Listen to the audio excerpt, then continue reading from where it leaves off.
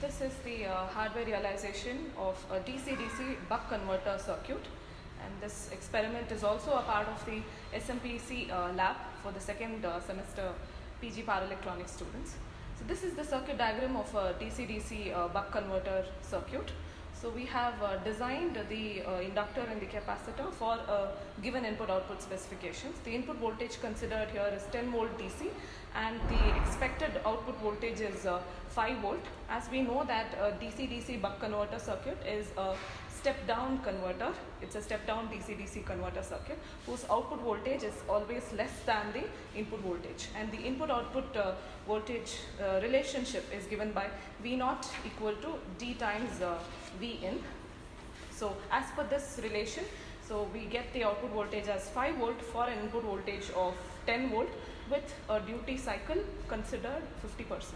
Okay, and the switching frequency that's considered for the MOSFET is 20 kilohertz, and that PWM pulse is given from a waveform signal generator whose frequency is fixed and set for 20 kilohertz, and that is visible on the DSO, which is a digital storage oscilloscope here.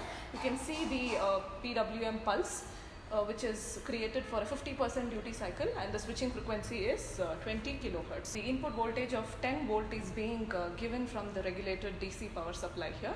So these are the two input terminals, and it's been given 10 volt, and we have an on-board MOSFET driver IC which is IR2110, and that is being powered using a 12 volt DC source, and that's the terminals for this. And the output considered is a resistive load, which is a variable resistance that we have connected.